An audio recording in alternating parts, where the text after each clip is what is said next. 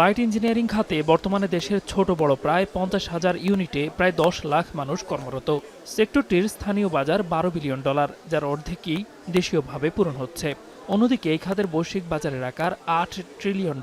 সেগুলিতে আমরা খাত সেক্টরের সাথে কাজ করতে। তেজগাঁওয়ে বিসিআই এর নিজস্ব কার্যালয়ে 2 দিনব্যাপী automobiles and agro machinery fair 2025 road to made in Bangladesh আয়োজনে বিষয়টি উঠে আসে।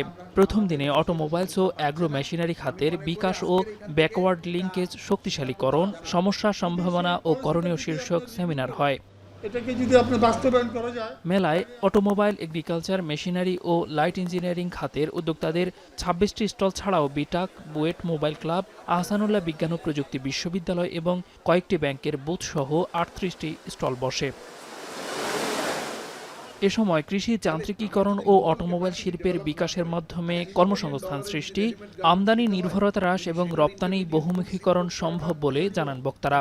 ছোট এবং সাপ্লাই চেইনে যারা আছে তাদেরকে কিভাবে কয়েকটা জিনিস, particularly access to finance, access to technology, আপনার ট্যারিফ এবং ট্যাক্সেশন যে মানে কন্ডিউসিভ যেটাকে আমরা বলি, যেটা গ্রো করতে হেল্প করে, এবং অ্যাক্সেস টু ল্যান্ড, সেই জায়গাগুলো আমাদের অটোমোবিলের জন্য একটা বড় বাধা।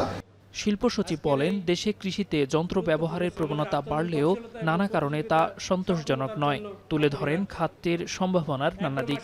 বর্তমানে কৃষকের 90% বেশি ভূমি প্রস্তুত, সেচ, মাড়াই এবং কীটনাশক যন্ত্রাংশ প্রয়োগের দেশীয় কীটনাশক প্রয়োগী যন্ত্র ব্যবহার করছে।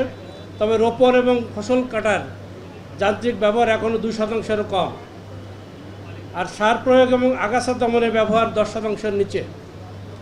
এর প্রধান কারণ জমির খণ্ডিত আকার, ক্রয় ক্ষমতার সীমাবদ্ধতা এবং দুর্বল পরবর্তী সেবা। কৃষি যান্ত্রিকীকরণ দেশের খাদ্য নিরাপত্তা জোরদার করছে, আর অটোমোবাইল শিল্প পরিবহন খাতে আধুনিকায়নের মাধ্যমে অর্থনীতিকে গতিশীল করছে বলে জানান শিল্প উপদেষ্টা। আমরা প্রতিটা ক্ষেত্রে মেড ইন বাংলাদেশ হিসাবে যে পণ্যগুলো আসছে তাকে সামনে নিয়ে আসার চেষ্টা করছি। আমাদের জাতীয় শিল্পনীতি 2022-এর উদ্দেশ্য দেশীয় উদ্যোক্তাদের সক্ষমতা বৃদ্ধির পাশাপাশি বিদেশি বিনিয়োগকে উৎসাহিত করে বাংলাদেশকে আঞ্চলিক উৎপাদন কেন্দ্র হিসেবে গড়ে তোলা। দেশের অন্যতম এই খাত ম্যানুফ্যাকচারিং শিল্পের বিকাশ, রপ্তানি বহুমুখীকরণ এবং কর্মসংস্থান সৃষ্টিতে আরও গুরুত্বপূর্ণ ভূমিকা পালন করতে পারে বলে প্রত্যাশা সংশ্লিষ্টদের।